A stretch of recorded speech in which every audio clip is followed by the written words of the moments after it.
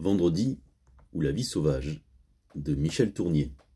Bienvenue sur J'aime pas lire, la chaîne de celles et ceux qui n'aiment pas beaucoup lire et qui n'ont pas trop le temps pour des fiches de lecture longues et compliquées. Une chaîne qui sort de l'ordinaire, une chaîne pour toi, pour te rendre service avant tout, donc qui a besoin que tu la fasses vivre et exister. Pour cela, rien de plus simple, abonne-toi, like, commente, conseille-la à tes amis. Allez, on perd pas de temps, c'est parti. Vendredi ou la vie sauvage, un roman d'aventure paru en 1971. Michel Tournier, auteur et traducteur, écrit ici une version pour la jeunesse de Vendredi ou les limbes du Pacifique, paru 4 ans plus tôt.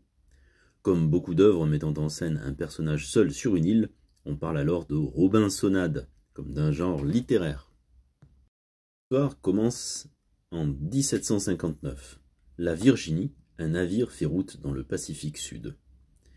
Échoué sur une île après une terrible tempête, Robinson, un marin, survit tant bien que mal.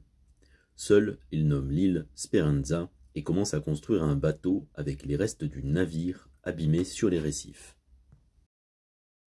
Assez rapidement, il s'aperçoit qu'il ne pourra le mettre à l'eau. Il désespère alors soudain et sombre dans une espèce de folie passagère. Se reprenant en main, il décide de s'organiser une petite vie sur l'île. Il bâtit une maison et s'y installe avec son chien, Ten. On apprend que l'île compte d'autres habitants, des Indiens. Cependant, pas question de s'en faire des amis. En effet, en les observant, il s'est aperçu qu'ils étaient brutaux et sanguinaires. C'est donc juste Ten et lui, et tout ce qu'il y a à faire pour subsister. Élever des chèvres, cultiver la terre, stocker, mais aussi explorer. Il découvre une grotte dans laquelle il se réfugie parfois pour rêvasser. Un jour, un vendredi précisément, il sauve un Indien tombé en disgrâce de sa tribu. Il le nomme du jour de cette rencontre. Les deux hommes travaillent ensemble à améliorer leur confort et leur sécurité. Des aventures vont les lier. Vendredi va provoquer la mort de Ten dans une explosion. Ils vont parfois se fâcher puis se réconcilier. Robinson va apprendre de son ami à vivre davantage en symbiose avec l'île, à se défaire de l'envie de tout contrôler. Un jour, des Anglais vont mettre le pied sur l'île.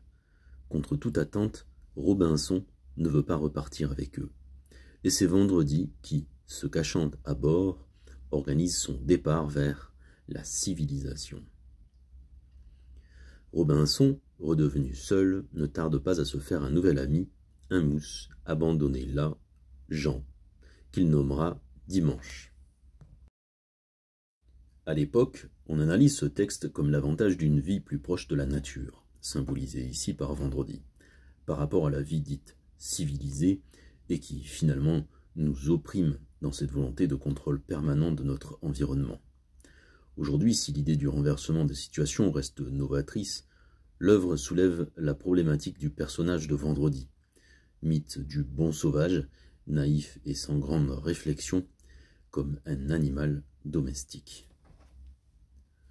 Voilà, j'espère que ça t'a plu. Encore un résumé à la vitesse de l'éclair. J'espère que ça t'a rendu surtout service. J'aime pas lire, c'est la chaîne qui ne sait pas de te retenir avec des vidéos interminables. On va droit au but. C'est une chaîne pour toi, pour te rendre service avant tout. N'hésite pas à t'abonner pour être informé des prochains résumés, à laisser un petit commentaire, un j'aime qui me fera toujours un petit peu plaisir, et je te dis à bientôt.